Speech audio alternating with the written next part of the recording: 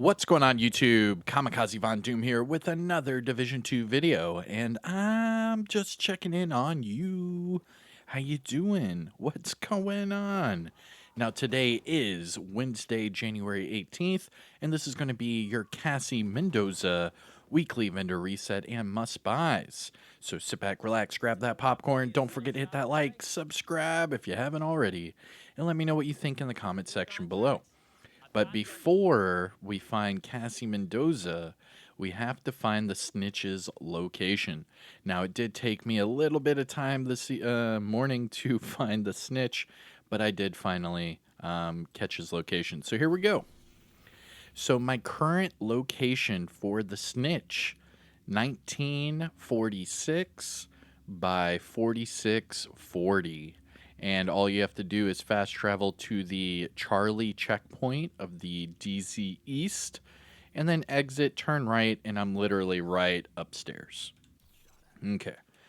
Now, like always, you can pick up the bounty, go to details, and then you can actually click abort so you can save it for later. Now, another thing I want everyone to do, put in the comment section where you find the snitch.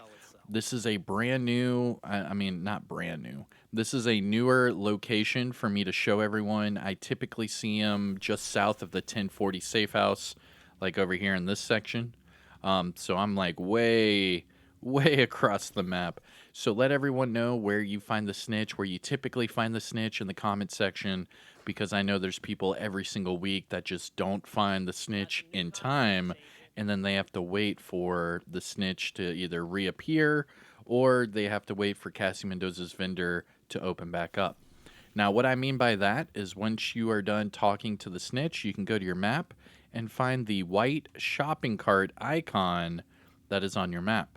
Now, if I highlight this, you can see in the top left of your screen, it says the vendor will close in 17 hours. And that's why I tell everyone to just put in the comments where you find the snitch. That way everyone can find the snitch today, and they don't have to worry about Cassie closing her vendor. But all right, so get to that Cassie Mendoza location. We had to fast travel to the theater settlement. Now, it's just going to be across the street. Now, I typically highlight the area of Cassie Mendoza just so I can get that GPS to send me exactly to where she is, because sometimes it's a little tricky to find them, even the snitch. You have to look for that upside down green triangle, and sometimes it's just impossible. So here we go. We exited the theater settlement, and just across the street, you can see this office building, or I guess apartment building. Now, what I mean by keeping Cassie highlighted, you can see through the wall that I can see her location, right? Now, if I were to go over here, right? Doop-a-doop-a-doo, boo-boo-boo-boo. So right here, you can see, I can still see the location. Well, if I turn it off, I don't know where I'm going, right? I'm like, oh, I know it's somewhere in this area, but I don't know. I mean, you'd have to really look to see that little green triangle, right?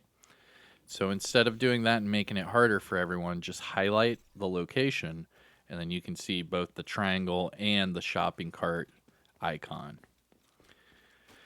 Now, another reason why I do that is because these doors are not really marked, okay? So right here, you can see a whole bunch of doors. Well, you wouldn't know which one to open, right? Because even if I go this close, they all look the same, right? Nothing's different. But if you go to this one, like right up on top of it, you can see it says open door. So that's why if you just highlight her, you'll be able to get through this really quick. All right. So sorry about all of that spiel. Let's jump into it. You can timestamp this, do whatever you want. Here is Cassie Mendoza. Take your time, Agent. Now, starting off at the top, we have the named items, followed by the gear set items, and then finally the high-end items. Now, there is a disclaimer for the named items, and that is because new and returning players who have not taken out all of the hunters and opened up the boxes, you will only see these top two named items. So you have to unlock the shield splinterer and the Hunter Killer chess piece. Now, to unlock the Shield Splinter, you need to hunt down and eliminate all of the Year 1 hunters. Open up the ivory chest that is in the base of Ops in Washington, D.C. You will receive this item, and then she will sell it every single week. Now, the same logic applies for the Hunter Killer chess piece. Now, this one, you have to hunt down and eliminate all of the Warlords of New York hunters, which are the Year 2 hunters. And then you have to open up the off-white chest to get this chess piece. Once you get this chess piece, she will sell it every single week with different attributes. And that's how you get these two named items unlocked. All right. So starting off at the top, we have the mechanical animal. This is the named assault rifle with future perfection. Now, this one comes with maxed out stability. Not a huge fan. And the other attributes are really low, so I'm just going to skip that one. Next up, we have the Night Watcher mask. This is the named Heliguard mask with that 100% scanner pulse haste. Now, it does come with health and very low attribute rolls, so again, I'd pass on this one as well. Now, we have the Shield Splinterer. Now, this is the named F2000 assault rifle with Perfect Optimist. Now, this week it comes with damage to targets out of cover, and that is perfect. Perfect. So pick this one up, max out the assault rifle damage, and then just optimize the damage targets out of cover. You're good to go. Great assault rifle. Highly recommend. And then we have the Hunter Killer chest piece. This is the named Golden Gear chest with Perfect Intimidate. Now this one comes with max health and crit chance. But the crit chance and that core armor roll are very low. I would actually advise you to re-roll that health off for either armor regen, crit hit damage, headshot, whatever you want. But again, the crit chance and the armor rolls are so low that I'm just going to say just stay away from it. Now looking at the gear set items, we have a Eclipse Protocol backpack with health, Aces and Eights chest piece with headshot damage. This is a good one. And that attribute roll is actually really good. So I would max out that weapon damage core and then just optimize that headshot, and then boom, you're good to go. Then we have a Rigger pair of gloves with skill haste, Tip of the Spear knee pads with hazard protection, Eclipse Protocol holster with status effects, and then ongoing directive mask with health. Looking at the high-end items, we have a military P416 with damage targets out of cover and in sync. Nice.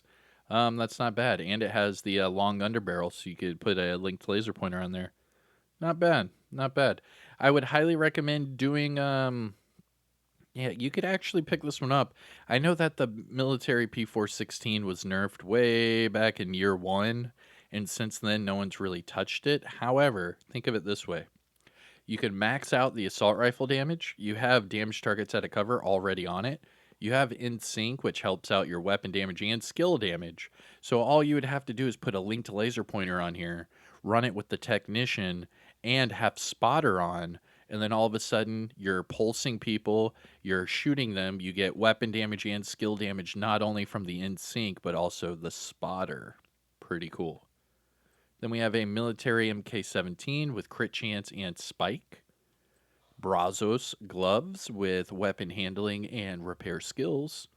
And then Uzina Gattaca pair of knee pads with max health, crit chance, and then a very, very low armor roll. What's up with these armor rolls? Jeez. Now looking at the mods, we have Disorient Resistance 9.0.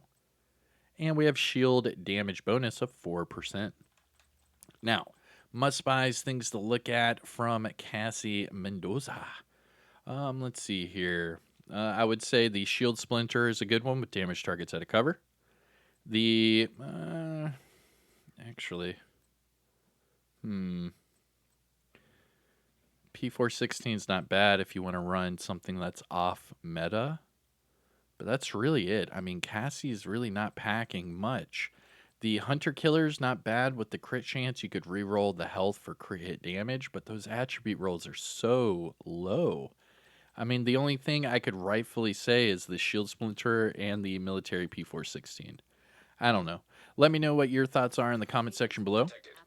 That is it for your Cassie Mendoza weekly vendor reset and must buys. I am Kamikaze Von Doom. If you found this video helpful or informative in any way, shape, or form, make sure you hit that thumbs up, subscribe to the channel, and I will see you in the next one. Take care, everyone. Have a great day.